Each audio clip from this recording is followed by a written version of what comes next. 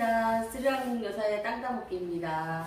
네, 지난번에 주택임대차 보호법에 대해서 저희들이 한번 다뤄봤는데요. 네, 많은 분들이 성원을 해주셔서 저희들이 아주 기분이 좋았습니다. 네, 그를 이어서 이번에 2탄으로 상가임대차 보호법에 대해서 오늘 알아보도록 하겠습니다. 여러분 오늘도 집중해서 성원이 있었나요? 교수님만 관심이 없으신 거 아닙니까? 아니요. 저도 늘 관심 가지고 보고 있습니다. 네. 이게 참 많은 또 도움이 되는 부분이 나는 분명히 있구나라고 이제 느끼고 있는데 네. 이게 아직은 좀 홍보가 덜 된 것 같아서 네. 좀 아쉽다는 생각은 들긴 하는데 뭐 계속 노력하다 보면 네. 또 희망사항도 조금 들어갔어요. 앞으로도 많은 관심 부탁드리겠습니다. 네, 여러분 오늘도 집중해서 잘 들어보십시오. 네. 그럼 오늘 먼저 상가임대차 적용 범위부터 좀 알아보겠습니다. 네. 일단 상가 건물이어야 됩니다. 이게 첫째 네. 조건이. 두 번째는 영업에 이용되어야 하거든요. 네. 영업이 이용된다는 게 어떤 의미일까요, 교수님? 네, 이 부분을 문의하시고 질문하시는 분들이 상당히 많으세요. 네.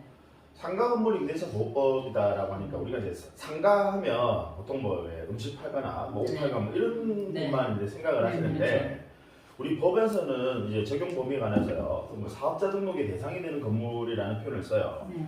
따라서 사업자 등록을 할 수 있으면 전부 다 이 상가 건물 임대차 보호법의 적용 범위에 들어온다라고 이제 보셔야 돼요. 네. 그러니까 이제 공장 같은 경우도 네. 사업자 등록이 가능하지 않습니까? 네, 네, 그러면 그렇죠. 역시 상가 임대차 네. 보호법은 이제 적용 범위 안에 들어옵니다. 네. 그래서 항상 여기서 핵심은 사업자 등록이 네, 핵심이니까 네, 네. 그 부분만 잘 필수 좀. 조건인 그렇죠. 네. 그래 사업자 등록이 또 돼야 대학력도 가지고 할 수 네. 있으니까. 네. 그러면 이제 영업에 이용되고 있으면 일단 미등기 건물이든 무허가 건물이든 뭐 네. 가설 건축물이든 네. 다 가능하다는 네. 얘기인 것 같습니다. 네. 그러면 포장마차도 가능하겠죠. 맞아요.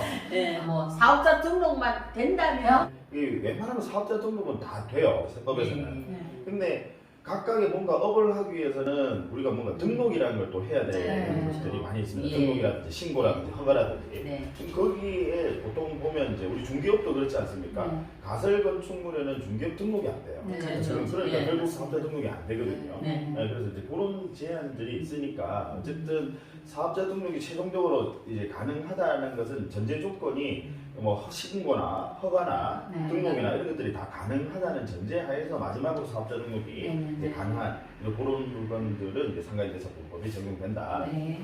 그 상가임대차 적용 범위가 2015년 5월 13일 이후로 조금 더 확대됐는데요. 네. 이제 5월 13일 이후에 체결된 임대차나 갱신된 임대차인 경우에는 이 법을 적용할 수 있다는 거고, 네. 그 한산보증금을 초과하더라도 여러 가지를 이제 적용을 좀 해주겠다 하는 내용이거든요. 뭐 어떤 게 있을까요, 이게? 제일 처음 뭐 대학력이죠. 네, 그렇죠? 대학력. 대학력. 그리고 그다음에 이제 상가임대차 보호법에서 꽂히지 않습니까? 네. 계약 갱신 요구까지. 계시는 요건. 권리금 방해를 네. 못하는 하나는 그렇죠. 거의 방해. 미스 방해든지. 네. 그리고 이제 차임 면체와 해지도 요구될 것 같고요. 네. 예, 그리고 이제 마지막에 이제 네, 표준계약서. 표준계약서. 그렇죠. 예. 이런 것들은 이제 한산보증금 초과해도 다 적용되는 웬만한 것은 그냥 요 안에 다 들어와 있다, 그죠? 그렇죠. 제가 수업 나가면요. 네. 이거 우리 공인중개사분들한테 외우라고 그래. 시험 준비하시는 네. 분한테. 대갱 권전표 이런 거. 네. 두 문자 지금도 기억납니다. 네개 타니까 또 양갱이 또 먹고 네.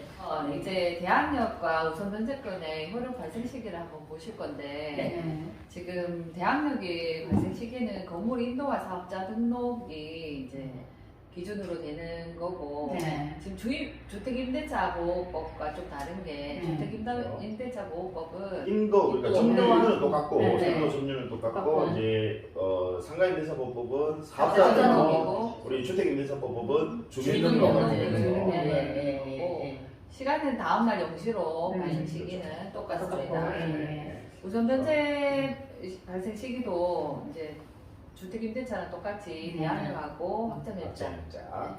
이렇게 되면 발생하는 걸로. 예. 다만 확정일자는 여기서 상가임대차보호법에서 확정일자는 세무서 가서 그렇죠. 확정일자 받으셔야 돼요. 네. 네. 또 습관적으로 또 동사무소 가시면 안 해줍니다. 요 우선 변제권하고 대항력 부분은 저희 채널에 올라간 주인법상 좀 확인하시면 네. 좀 자세히 확인하실 수 네. 있습니다. 이제 그다음 한상보증금에 대해서 좀 알아볼 건데요. 네. 이게 주택 임대차랑 조금 달라가지고 주택은 그냥 보증금 가지고 계산하지 않습니까? 네. 근데 여기 상가는 한상보증금을 계산할 때 보증금에다가 월차인 곱하기 100을 해서 한상보증금을 계산하거든요. 네. 우리 사례로 한번 알아볼게요. 네. 보증금 2천만 원이고 월차인 70만 원입니다. 네. 그러면 70만 원에다가 곱하기 100을 하면 7천만 원이죠. 그렇죠. 7천만 원. 거기다가 보증금 2천만 원 더하면은 9천만 원. 9천만 원. 9천만 그러면은 부산 같은 경우에 이게 해당이 되는지 한번 볼게요. 네. 일단 우리 근저당 설정이 설정이 언제인지 알아야 되잖아요. 2019년 5월 5월 1일이라고 기준으로 기준으로 네, 가정을 네, 하고 2019년 그럼 밑에 하면 2019년 4월 2일부터 적용되는 거 보시면 될 것 같습니다. 부산광역시 세 번째 칸에 있는 기장분을 네. 제외한 요거 보시면 되고요. 네. 일단 보호법 적용 대상이 6억 9천까지네요. 네. 그럼 일단 그 안에는 들어오고 한산보증금은 그 안에 들어오네요. 네. 소액임차인의 범위는 지금 3,800일 때 1,300이지 않습니까? 네네네. 근데 지금 우리는 9천만 원이니까 소액임차인은 일단 해당이 안 되겠다, 그죠? 두 번째 사례 볼게요. 보증금 1,000만 원에 월차임 20만 원이네요. 네. 20만 원 곱하기 100 하면은 2천만 원이고 그렇죠. 보증금 1,000만 원 합치면 3천만 원. 네. 그럼 기장분일 때 한번 볼게요. 기장분은 부산광역시 기장분이라고 돼 있는 거 요거 보시면 됩니다. 네네. 6,900만 원 똑같고요. 6억 6억 9천. 아이고, 갑자기 왜 그러십니까? 6억 9천이고. 네. 그러면 우리 지금 3천만 원이니까 여기 네. 들어오고 있죠. 네. 소액 보증금도 지금 그러면 3천만 원이니까 해당이 된다. 네. 그죠? 그렇죠. 소액임차인에도 해당되겠네요. 네. 아까 적용 범위에도 당연히 해당되고 소액임차인에도 해당된다. 네. 그럼 3천에 1,000만 원. 네. 그죠? 네. 1,000만 원만 이제 최우선 밴드, 네. 최우선 밴드 받을 수 있습니다. 1,000만 원이라도 건지니까 다행이네요. 네, 맞습니다. 네. 자, 그 다음 세 번째, 보증금 3억이고요. 네. 월차임 300만 원입니다. 네. 그럼 300 곱하기 100 하면 3억이죠. 3억이죠. 그럼 3억 더하면은 6억이네요. 6억이고요. 대구를 기준으로 한번 보겠습니다. 네. 대구는 광역시죠. 네. 광역시니까 부산 기장부 밑에 있는 이 광역시 보시면 될 것 같고 보복 적용 대상이 5억 4천.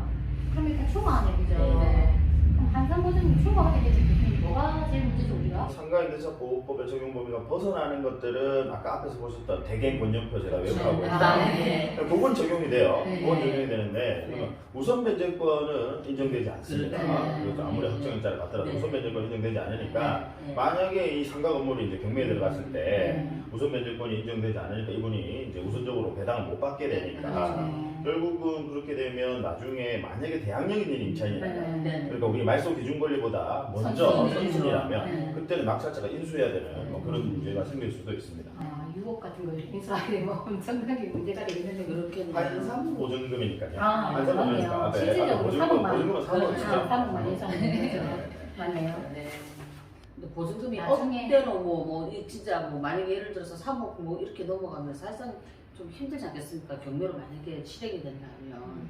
선순위가 아니라면 좀 문제? 그렇죠. 예, 예, 네. 그렇죠. 거의 대부분 또 상가들은 네. 선순위가 아닌 경우가 말소 기준 권리보다 맞아요. 선순위가 아닌 경우가 더 많아요. 예. 네. 그러니까 이게 왜냐면 문제가 돼요. 은행에서 또뭐 저당도 네. 설정하고 뭐 그렇게 해버리니까 네. 그리고 보증금은 많이 안 들는 게 좋다. 아, 그렇죠. 핵심 이겁니다. 네, 예, 예. 갱신요구 한번 알아볼까요? 네, 갱신 요구는 이제 임대차 기간이 만료되기 6개월 전에서 1개월 전까지 갱신 요구를 하셔야 되고요. 이 시기를 놓치시는 분도 사실 계시거든요. 네. 예, 그래서 이게 이제 이 6개월에서 1개월 전까지 이게 갱신 요구를 하셔야 되는데 만약에 이 기간을 넘겨서 하시면은 이제 효력이 안 되니까 효력 발생이 안 되지 않습니까?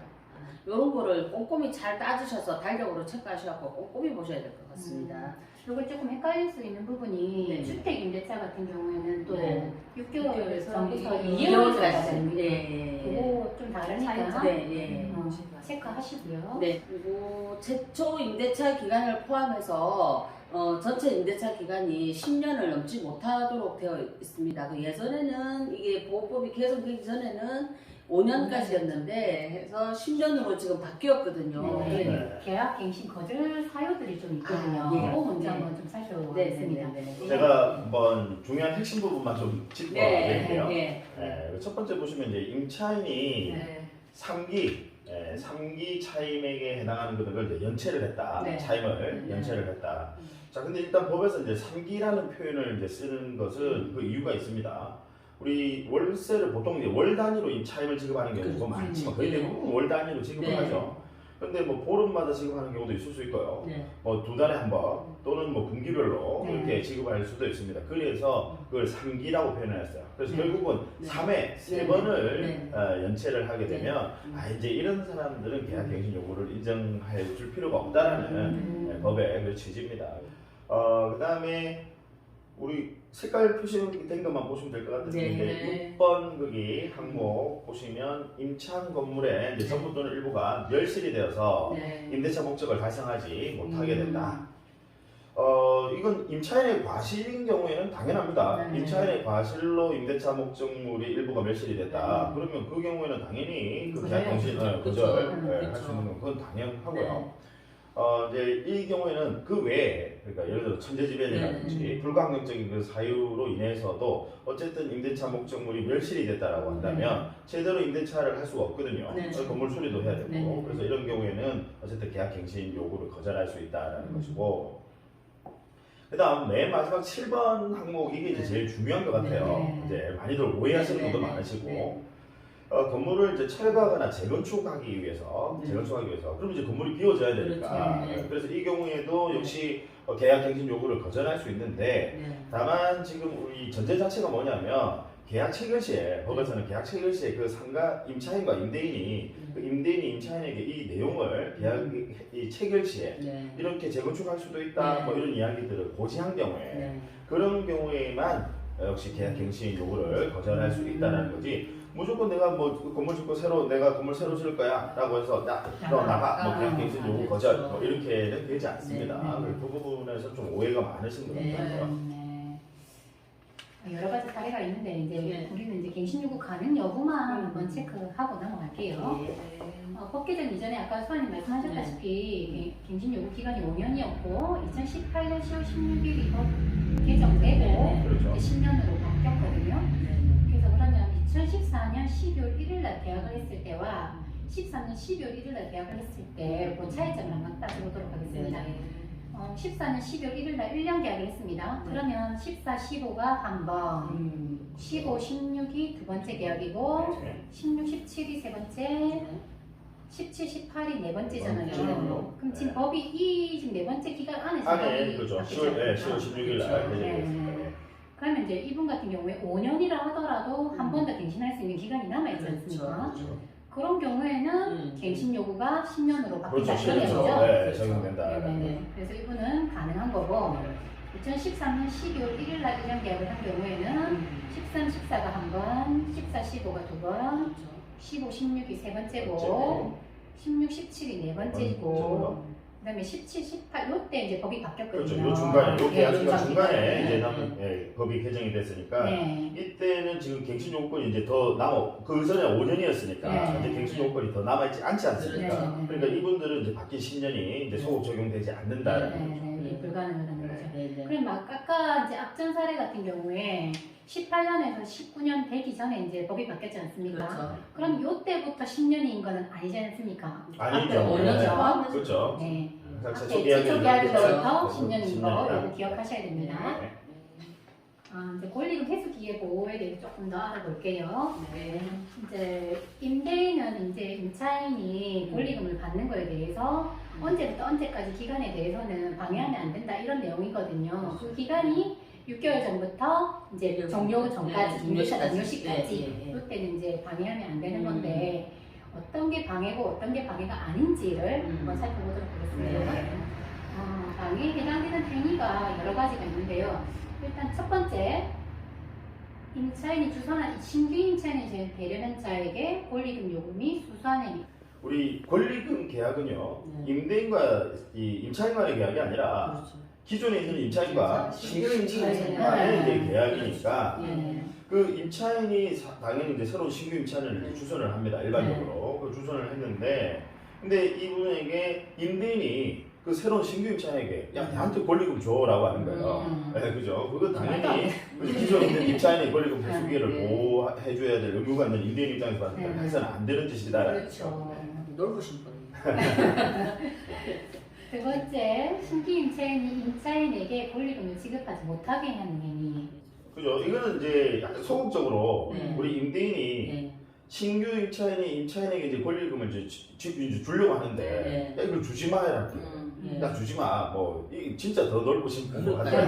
네. 아까 1번은 아까 나한테 줘 권리금 나한테 줘 이거고 얘는 아예 주지 마. 뭐 이렇게 임대인이 그렇게 정리하시면 될 것 같습니다. 그렇네요. 네.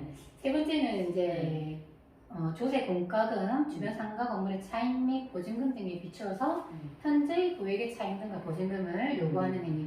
그러니까 뭐 너무 고액으로 주변의 시세와 시세. 너무 안 네. 맞는 네. 동떨어지게 그렇게 되면 이제 아무래도 들어올 사람이 없겠다 그죠? 네, 주변의 시세가 지금 월세가 뭐 다들 비슷한 규모가 네. 100만 원 하는데 월세 100만 원이고 네.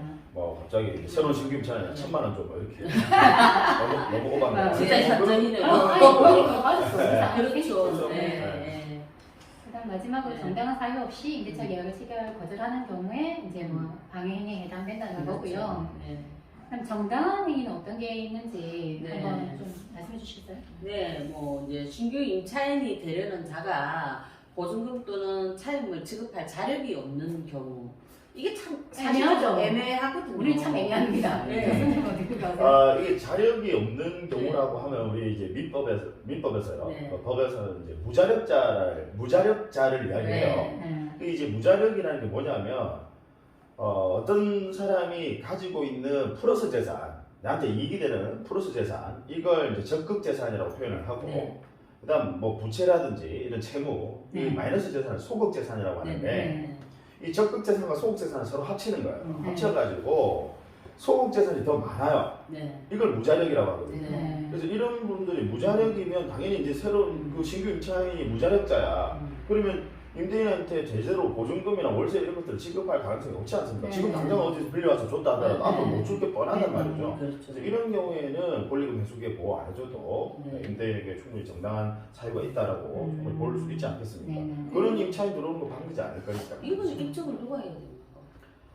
당연히 그 권리금 회수기를 보호해주지 않는 네. 임대인이 네. 거기에 대한 입증 책임을 이제 져야 되는데 쉽지 않네요. 그러니까 이제 신용불량자이기 네. 때문에 아니에요. 그렇죠. 네. 신용불량자인 경우에 네. 내지는 뭐 파산 선고를 네. 받았다든지 네. 뭐 이런 경우에는 당연히 뭐 충분히 쉽게 입증을 해낼 수 있을 네. 것이고 그 외의 사유로 뭐 입증을 하는 거는 별로 쉬워 보이지는 않습니다. 네, 그러네요.